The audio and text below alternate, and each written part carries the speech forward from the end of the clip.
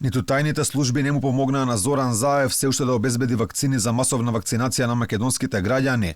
Премиерот самиот се пофали дека тој и неговите колеги преку сите канали барале вакцини, па дури контактирани биле и тајни служби.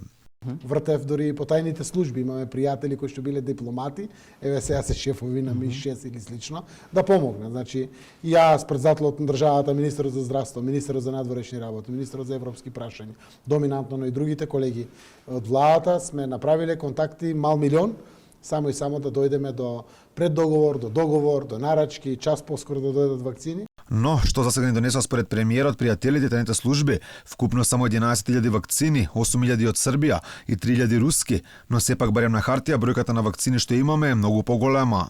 Ние ако ги броите 800.000 од Pfizer, 833 Ковакс механизмот, 400.000 имаме два пати по 200 од Кина, 200.000 имаме нарачено од Русија, имаме дополнително од Европската Унија, согласно грантот од 70 милиони евра, донациите кои што дополнително ги најавија сите соседи, стигаме до 2,5 милиони.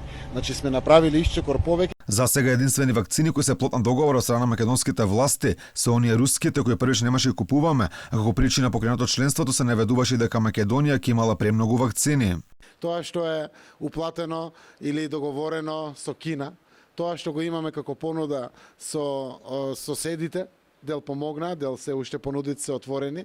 На крај може да се доведете во состојба да имате 3 милиони вакцини за 1 милион граѓани вакцинација или 2 милиони потребни вакцини.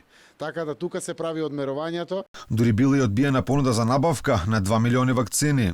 Модерна уште на почеток ми кажа дека најмала количина за која што разговарате нешто што е навистина многу за нашиот на пазар со оглед на тоа што веќе бевме влезени и во Ковакс системот и во преговори со Pfizer, значи понудија најмалку 2 милиони дози. Меѓутоа отворени сме за апсолутно сите опции. Јас верувам дека после месец март многу подостапни ќе бидат сите вакцини, многу полесно ќе одат сите тие разговори, ќе се зголеми достапноста буквално секаде во Европа. Додека ги чекаме вакцините кои можеби некогаш ќе дојдат, останува да се чуваме од клетви во борбата против коронавирусот. А донесовме одлука и клетва да не ги фаќат, па и ги колнат многу по ова, но само така можеме да се избориме со ковид кризата и да престане ширењето.